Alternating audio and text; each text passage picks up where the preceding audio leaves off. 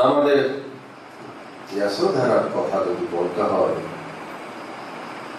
আপনাদের মনে থাকার কথা, যার অসংখ্য লক্ষাধিক কল্পে যখন দীপঙ্কর বুদ্ধ জগতে আবির্ভূত হয়েছিলেন, যখন তিনি রাজধানীতে আগমন করেছিলেন, দেশের জনতা, রাজা প্রজা সবাই মিলে হই হই রই রই রব মহা আনন্দে আড়ম্বরপূর্ণভাবে বুদ্ধকে স্বাগত জানিয়েছিল, বুদ্ধকে পূজা করেছিল, নগরীকে স্বর্গের তাবতিংশ স্বর্গের মতো সুসজ্জিত করেছিল। তখন আমাদের সুমেধ তাপস, সুমেধ ঋষি সেখানেই পৌঁছেছিলেন। তিনি বুঝতে পেরেছিলেন যে বুদ্ধ আগমন করছেন, অথচ আমি খালি হাতে এসেছি, আমি কি দিয়ে বুদ্ধকে পূজা দিব।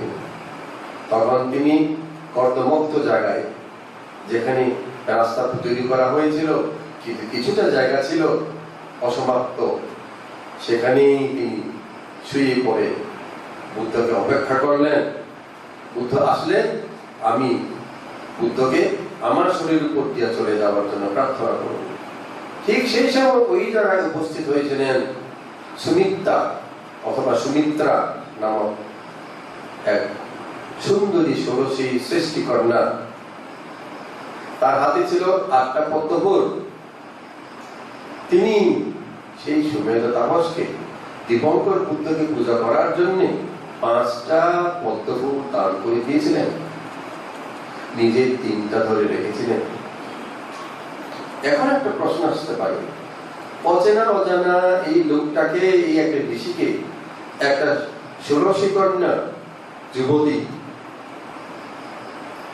সৃষ্টিকন্যা সুন্দরী 8টা পদ্মফুল থেকে 5টা দিতে চাইতে পারে,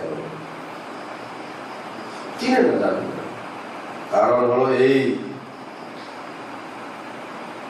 এই সুমিত্রা যিনি যশোধারা সত্য, আর ওই সুমেধ তাপস আমাদের বোধিসত্ত্ব, তাদের পরিচয় আজকে নয়।